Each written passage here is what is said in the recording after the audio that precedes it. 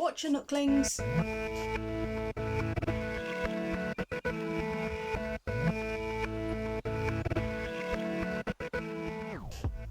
Now, earlier this year, Jay and I, as you know, took a trip to see my mother-in-law. There was a whole vlog about that. And whilst I was there, I did manage to paint on a couple more garden statues for her.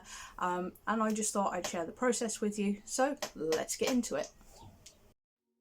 Truth be told, I almost scrapped this video entirely just because I was not happy with some of the results, mostly the crocodile. He just didn't come out how I was imagining, and I also didn't get to finish him properly, but we'll get to that a bit further on down the line. So I am doing base coat for these guys. I don't know that it's actually necessary because they've already been painted, they've already been in the garden. But it was one of the tricks I learned when I first did this, which I'll post those, link those videos up in the cards for you if you've not seen them yet. They're quite a bit older, sort of before name changes and stuff. But yeah, so what you do when you paint these garden statues, or one thing that's recommended anyway, is that you wet them and then use a watered down black base coat. I did forget to wet the croc first, before the base coat, but you know, like I say, I'm not sure it's really necessary for these guys. And I went straight in for a green base coat for the croc. It wasn't ideal because, you know, crocs aren't particularly green. However, I seen that there was some old paint left on him and knew that's what my father-in-law had done previously. So yeah, I wanted to kind of stick to what he had done in the past. Sort of roughly, you know, having not seen them myself painted, I'm just winging it really. But yeah, this second coat, I don't know what happened. I'm sure I used the same shade of green.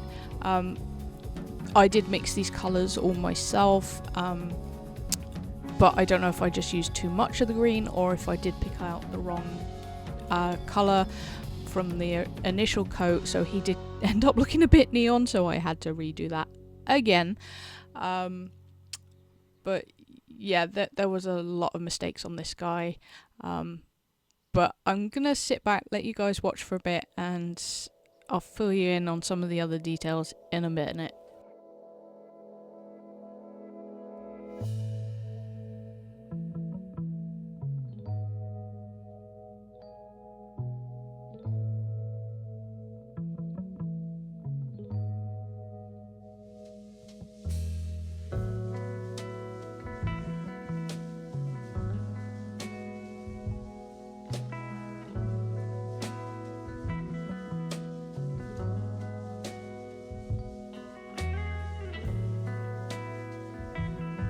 And now he's back to a decent shade of green. I started doing some dry brushing to help bring out the detail of the scales.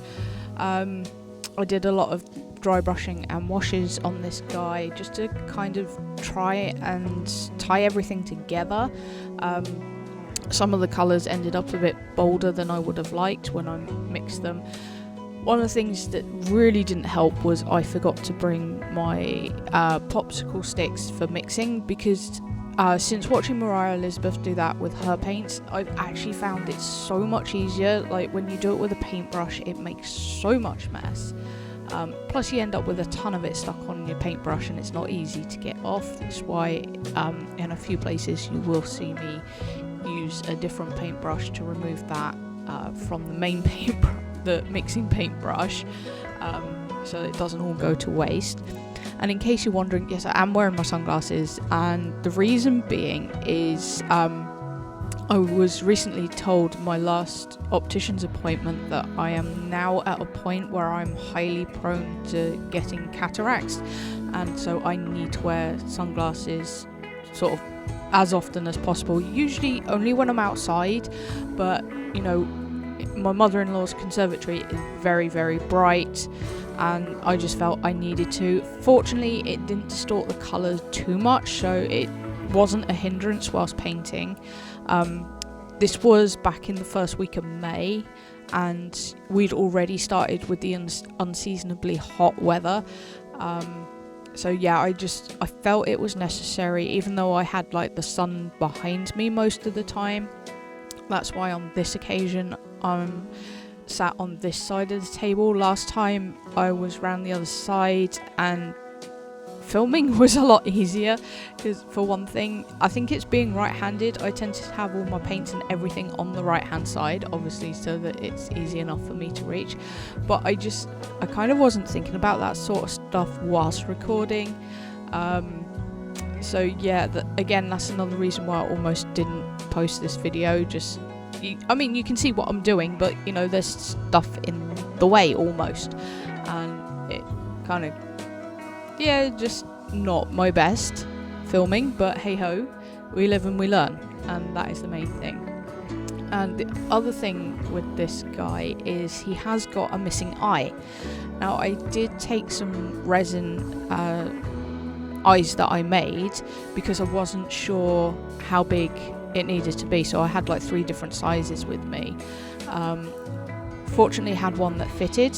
However, I needed to paint the area around the eye first before I put it in, and when I went to do it, the eye had vanished. So what I had done was I'd got a little money bag, you know, the little plastic things you get from the bank, at least here in the UK you do, and I had all 3 of them in there and had them in my pencil case to transport them to my mother-in-law's so that they wouldn't get lost. However, somewhere between checking which ones fitted and going to put them in, they completely vanished. I think I know what happened, and it's not the end of the world, just a little frustrating that I couldn't actually finish him, but you know, it is what it is. The other thing with these guys is that I worked on them alternatingly, which I think I did with the first 2 statues, but what I'm thinking is this time around it was way hotter and I couldn't sit in the conservatory for as long of periods as I could the first time around, so it was still very difficult to get them done in the time that we had. I only just managed it. Oh, and the Croc's tongue is completely the wrong colour. I had to use tan because I'd forgotten his mouth was open, so I didn't bring a pink. The first time around I took all my paints with me because I didn't know what I was going to use. This time I knew which 2 statues I was going to be working on, so I knew which colours to bring to save the extra weight whilst travelling. But yeah, I didn't have a red, so I couldn't obviously make a pink, and there isn't anywhere where my mother-in-law lives that does paints, certainly not single ones, and I didn't really want to buy a whole pack just for one colour. Yeah, so that's why that doesn't look as it should. The frog here, he is my favourite out of the 2. He came out so well. This is back at the start where, you know, I actually remembered to wet him first before applying the black. He had a bit more paint left on him, certainly a bit more colour to him.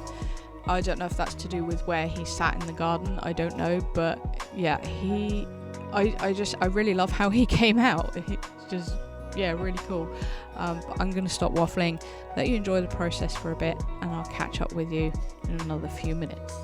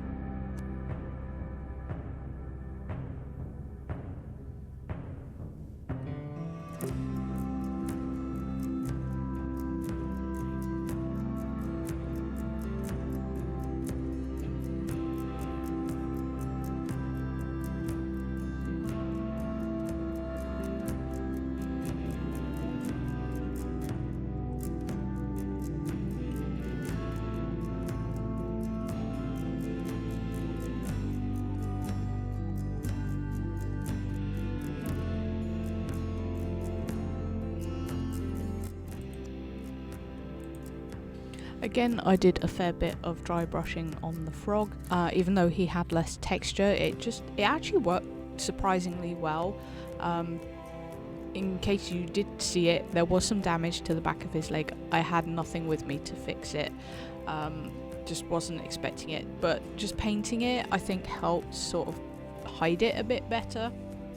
And I did have a reference for this one because I wanted him to be more natural, not sort of a bright neon green like a cartoony frog, and I wanted him to look like a frog you would find here in the UK. And whilst I sort of had a vague idea what they look like, you don't see them that often. So yeah, I wanted a reference to get him looking as good as I could make him, and I am, like I said, I'm really happy with how he turned out, because he has got quite a few markings on him that I did. Again, very happy with those, and yeah, it's funny, you know, my mother-in-law reckons I should just paint a load of these and sell them, which sounds great, and I do enjoy painting them, but at the same time, it's not something I could do long term. You know, doing it once in a while is fine, but doing it all the time, I don't think I could do it. You know, I enjoy creating a lot of different artworks in a lot of different ways, and yeah, I think being able to swap between, you know, just what I'm in the mood for doing works best for me. But yeah, like I say, I'm happy with how they turned out. I'm gonna stop waffling.